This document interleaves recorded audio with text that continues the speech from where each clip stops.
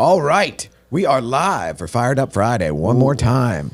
This is Rick at studioUSA, and I've got with me, Wayne's back. Boom, back from Canada to warm up. Yes, sir. And we've got our fantastic Real Producer Spotlight guest, Michelle Ozymy.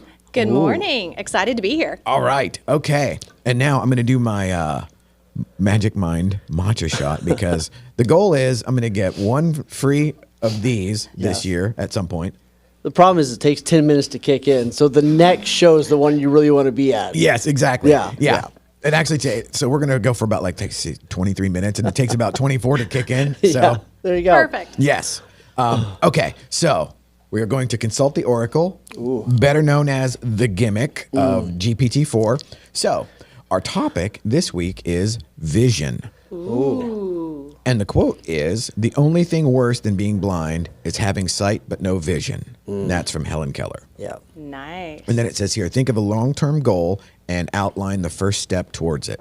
Okay, so there we go. Bam! Spring that on you. Yeah, good stuff. We'll go right down the line. So what is the first thing that comes to mind as far as vision goes? First thing that comes to mind is if you don't know where you're going, how do you make choices? That's the first thing that comes to mind. Love it. For me, it's without vision, people perish. Okay, I don't have anything nearly as good as that. That's from the Bible. So. Oh, well, there. Okay, all right. Well, it stands to reason, though. Yes, It's a very quotable book. Absolutely. And so like for me, a big thing for me is the fact that I tend to make a lot of this up as I go, hence the format of this. And so this actually started as just a way for all the guys behind the scenes to make sure that for the people that come in later that pay, that everything works. Absolutely. Because the first time out, we actually went and did 20 minutes with no sound. Nice. Yeah. Nice. So it was like, oh, we need a little bit of a buffer, and we need a little bit that isn't critical as far as so. But now this is actually morphed into a thing. Okay, so for you guys, and both you guys are in this. I'm in coach's corner, y'all. So like this is cool. So like I got two coaches. I'm getting it's almost like, you know what? I should have a couple of therapists in here too, so that I can get free. I'm getting coaching. I'm getting therapy. Amen. The whole nine. thing. Yeah. Okay. So on the coaching side, what do you? If I'm coming in, and again, I'm a guy that makes everything up on the fly. What do you tell me right out of the gate? First thing is we're going to put a calendar together. We're going to sit down and we are going to get you a little more organized, which sounds horrible to somebody like you. But we're going to put lots of white space in that calendar, which is going to give you actually more freedom and flexibility to be creative. Love But it. you'll actually get some things done too. I think the first thing when it comes to vision is what I would want to get clear on where do you want to go? Like, what's the vision that you have? And what I find is so many people, it's interesting in the space I'm in. I have a lot of times success with people that are call and reach out, and they're almost embarrassed because they go like, I've had all this success, but I'm not happy. Or I'm not as happy as I should be, or whatever it is. And what you realize is that they climbed this ladder and got to the top of this wall, but then they're like, oh crap, this isn't actually what I wanted. Right, so like they worked towards saying it was either because somebody told them they should build a team or somebody told them they should whatever, and they built this thing and then they're not really happy. So often it's sitting down with people and going, where do you want to go? Do you know where you want to go? Why do you want to go there? Here's what it looks like when you get there. Is that really what you want? So I think a lot of times it starts with that, and most people have no idea where they actually really, really want to go. So sitting down and going, hey, you need to go on a 12-hour walk and figure out what you want in this life. Right on. So Okay, good. I couldn't walk for 12 minutes, probably, let alone 12 hours. So now, on the side of getting people, so do you try to bring them into reality and make it practical, or do you want to do hey, give me the pie in the sky thing, and then give me a way to reverse engineer that, or so strategics, so it's tactical for you guys. So for me, I walk them through a mindset goal setting talk that is kind of very global. And it talks about what do you want in what I consider to be the 5 circles of life. Your family, your business, your personal, your financial. So do you want to climb Mount Everest? Do you want to sell $75 million in real estate next year? What are the things that you want to accomplish? And then we break it down to, okay, but what are you willing to do to make that happen? Because maybe it's not really your goal. It's like what Wayne said. It's what someone told you should do. Yeah. And when you start thinking about it and really putting down the action steps, you're like, I don't want to do that, and I'm not going to do that. So let's see what the real real goals are. Yeah. I love what she said, because I agree with you so much, because like, let's go big. And then before, I think what happens is I always tell people, like, let's plan, let's prepare, but then have the goal. Here's what I want, and then like, here's what it's going to take. Are you willing to pay that price? Yeah. And sometimes it's okay to be like, no, right? But I think like I was in an environment before, it was like, just plan big and then go for it, right? Which sounded really nice, but it was kind of BS, right? Because it was like, if that meant I had to work 120 hours a week and never see my kids for 6 years, not cool. Like I'm like, could you do it? Maybe, but like, are you willing to pay that price? And I think exactly to your point, like goal setting, I think is messy, right? Like a lot of times it really is like, okay, I want these things and I want these things. Like how do I jam? How do I get those to fit together? And a lot of times, like it's like trying to create the perfect dovetail, and it's like your marriage, your kids, your life, your finances, your parents, your all this stuff, right? How do you get that stuff to dovetail? And I think that's where the coach comes in. Absolutely. Because it takes work to get that to dovetail and actually make sense. You know what I mean? Which is why most people go, okay, I'll throw it all in. I'll just once I get business nailed, then I'll worry about the other 8 areas. And then all of a sudden they wait up and they're 56 and they're like, oh shoot, I ignored every other area for like the last 38 years, and now my kids don't want to hang out with me. This is a problem. So okay. Well, I don't have kids, but I'll be 56. That you know of. I mean, have we done any DNA test? We have not. Can we get a swab? We're gonna make your dad show. 2 days. That's a completely different show. But I'll be 56 in September. So it's like I don't have kids, so I don't have work-life balance or anything. It's like So for me, I'm curious now on the percentage of folks that come in. How many of them do you find that actually the goals they have aren't actually their own, that they were actually set by somebody else, or it's like a preconceived notion of what they're supposed to do? I would say 90%, because they've been doing this for so long, especially when you're dealing with realtors and entrepreneurs. There's just always been one focus, one goal: build the team, sell more houses. And they wake up at 56 and they're miserable. Like they've got the money, they've got the lifestyle, and now they've got to keep supporting it, but they're not happy. And I think we see that, especially post-COVID, which I'm so tired of saying that, but post-COVID, I think more and more people are looking for that happiness and that fulfillment and that ability to have free time to do what they enjoy. And I don't know that there is such a thing as an entrepreneur as work-life balance. It's putting a schedule together that allows you to have work and life in a way that can mesh together. Right on. Yeah. Yeah, I think work-life balance is like, hey, I've got 1,440 minutes or whatever it is, and I've allocated that in a way that that reflects like what I actually want out of life. And if I'm living in accordance with those allocations, hey, I've spent 8 hours a week doing this, and that's what I intend to do. Like, I think that's balance. But to your point, I think so many people, like, it's like that analogy. I think that somebody brilliant came up with the analogy, but they said most entrepreneurs especially are living life in like a snow globe.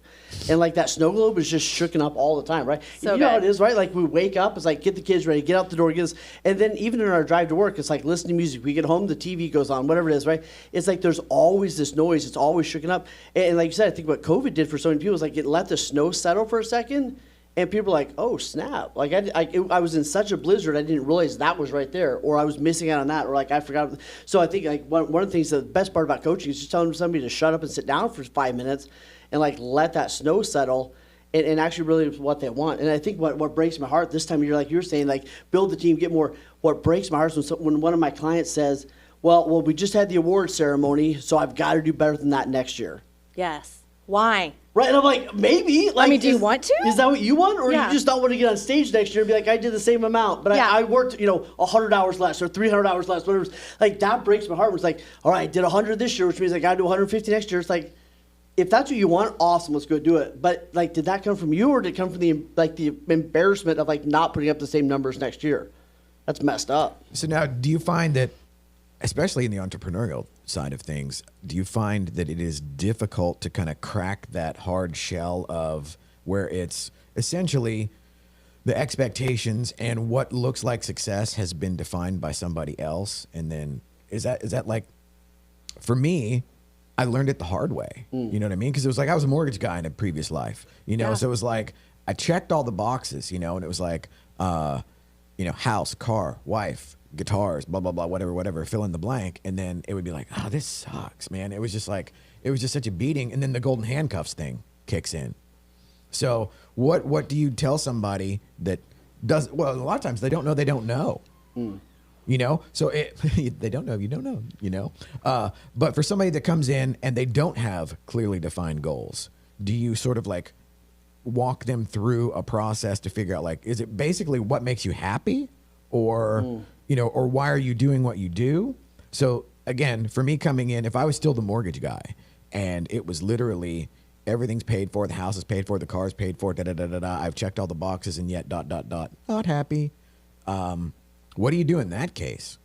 Because I wish there would have been somebody that I could have bumped into at line at the Kroger or whatever that could have just actually, you know, hooked me up. But it was like, man, I had to jump in the meat grinder. Yeah. And I think that happiness is temporary. I think what people need to find is overall joy, contentment, and fulfillment. You're going to be really happy when you sell that $1 million house. That's fun. I mean, I don't care how burned out you are. That's fun. But that's not going to sustain you.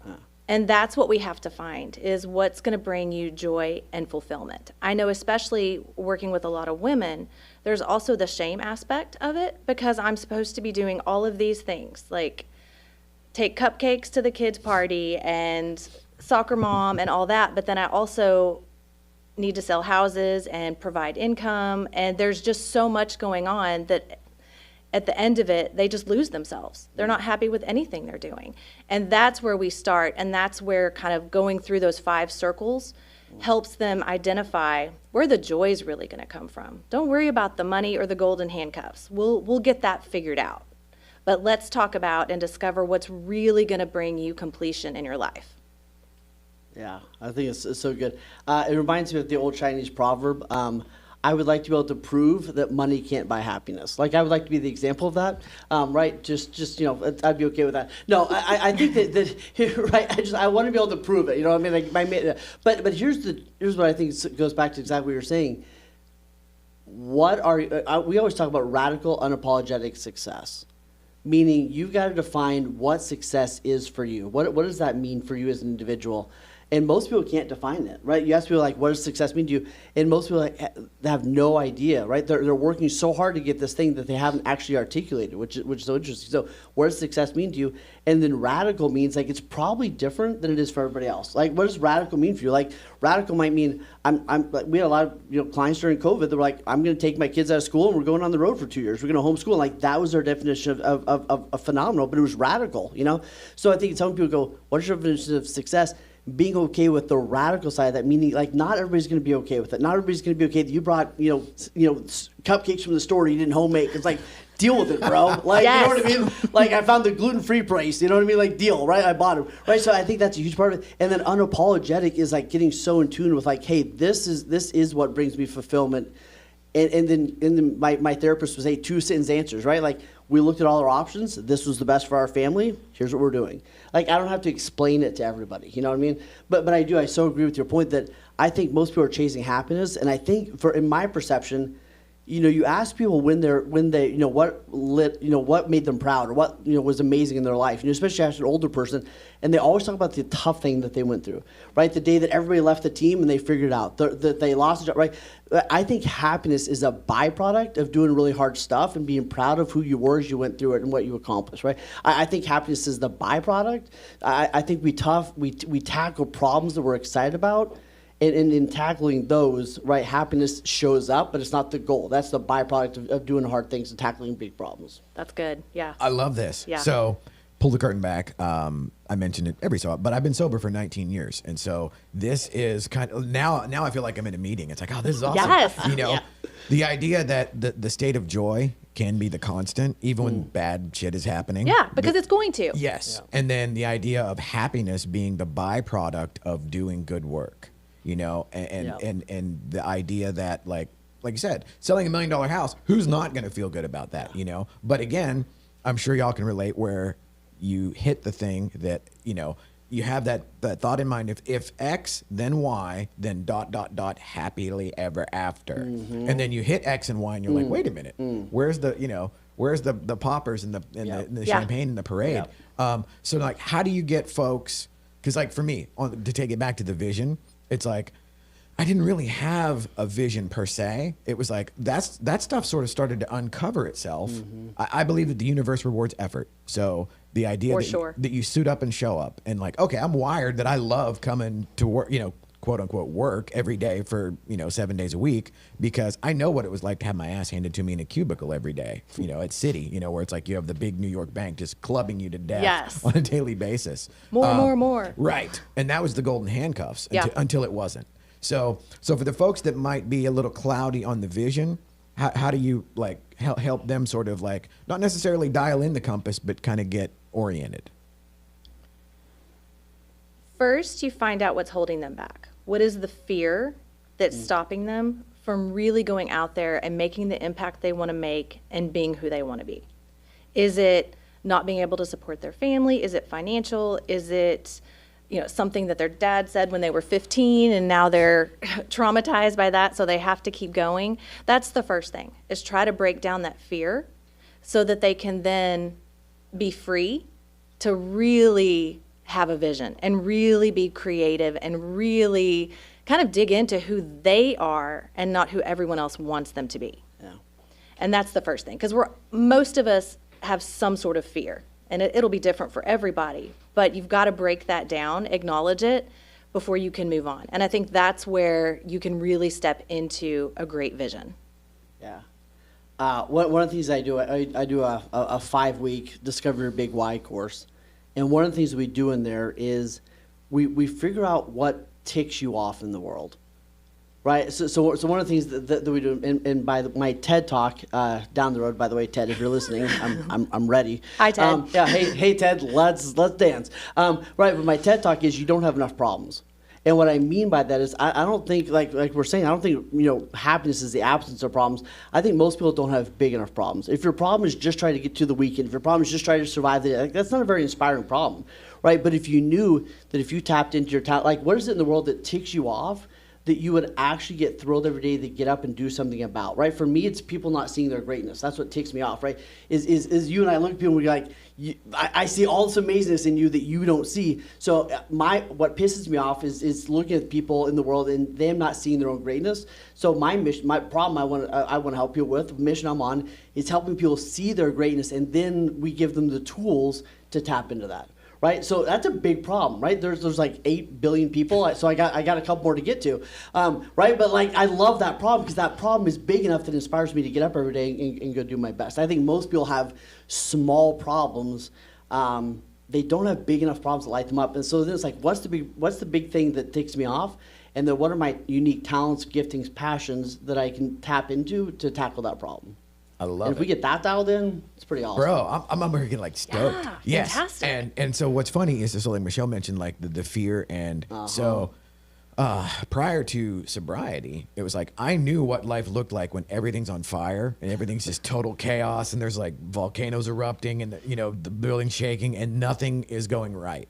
My biggest thing was, okay, what do I do when things start going well? Then how do I maintain, or how do I even get to a place where I'm authentic in that world? And so the irony is my ego. So like this would kind of be the core of this question would be like, how do you get folks to balance between the ego and authenticity? Because like for me, I love doing this, and this live gimmick is like my favorite thing of the week, but I would freely admit that my ego loves the sound of my voice.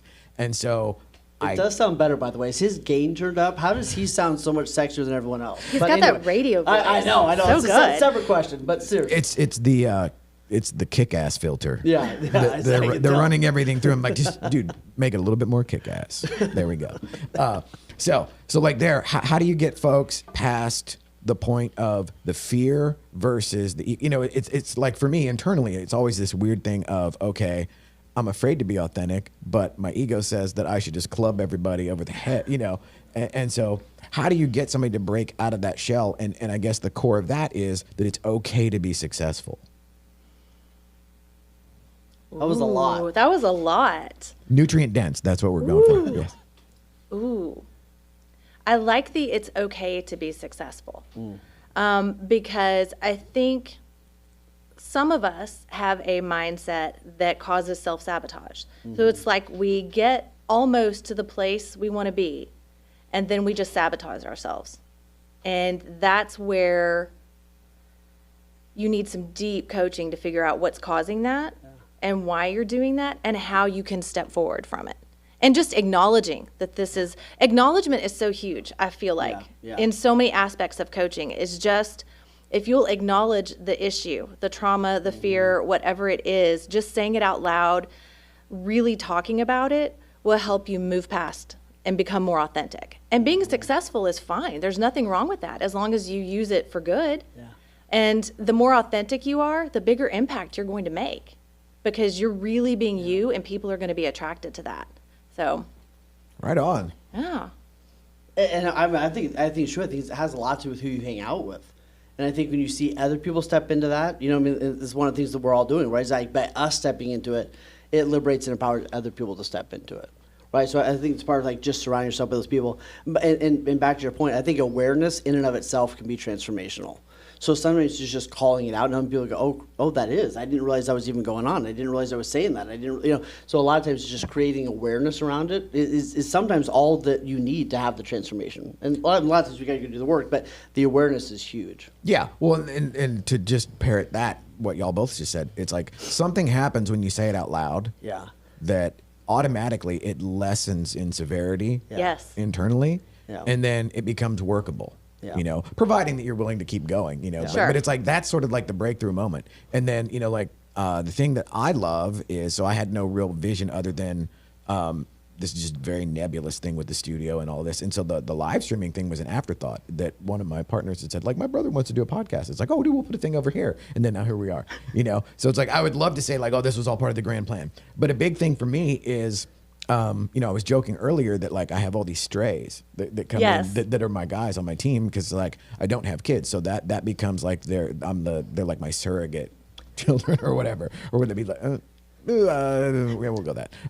But being able to get them to be at a place where whatever they're good at or whatever they're interested in, to just kind of nudge in that direction.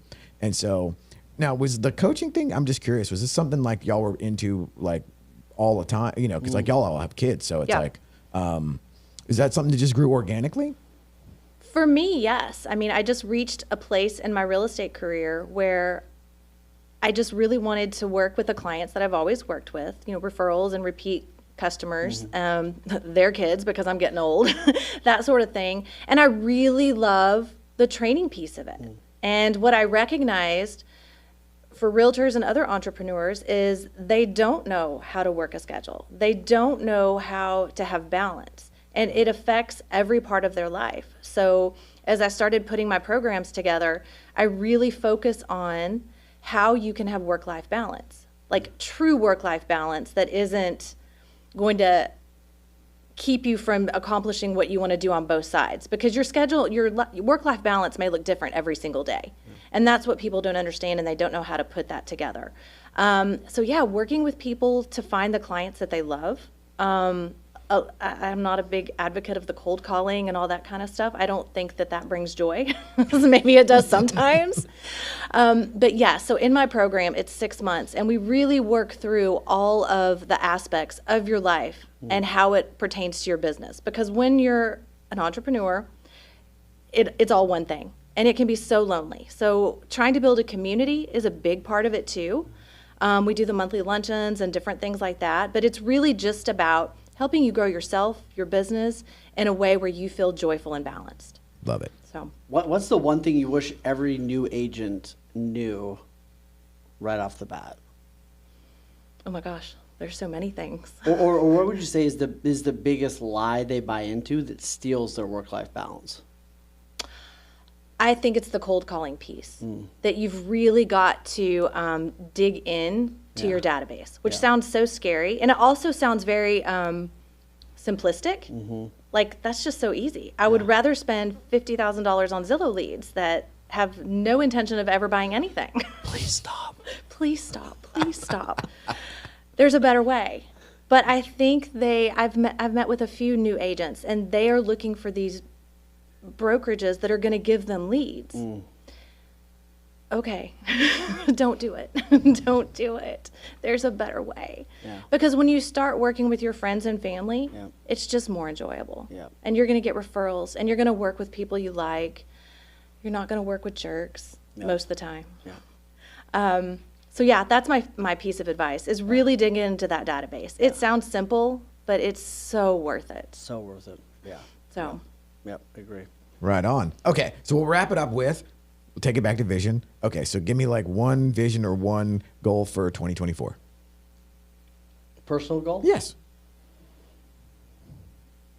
Oh, me. Okay, so my personal goal. He's buying time. Oh, yeah, He's yeah. buying time. He's thinking. Yes, He's yes, thinking. Yeah. Well yeah. played, I'm doing sir. the coach's look. Don't Do make I, eye do I, contact. do I Yes. need to help you set your goals? Yes, amen. Okay, Yeah, okay. yeah, Well please, played, Okay. please well stay played, after. sir. Yes, thank you. Thank you. Yeah, I'm a pro. So my personal goal actually is to do the entire Pikes Peak in Colorado. Ooh. I love the outdoors. I run marathons, but I want to do the full 13er on Pikes Peak. So. Holy mackerel. Okay, well, that's certainly quantifiable. Yeah. Yeah, yeah. I love it. A business goal is to bring 15 more people into my brokerage, right? My brokerage in a brokerage. And then on a personal side, you know, my mom's going through what she's going through right now, so it's to spend as much time with her and make the last several months we have together the most beautiful they can be. Right on. That's beautiful. Yeah. Well, that's a rock solid place to end it, bro. Thank you, Yeah. brother. Yes. Thank you for Yeah, being it's here. good. Yes, Awesome. it was fun. Yes. So, Stuart, take us out.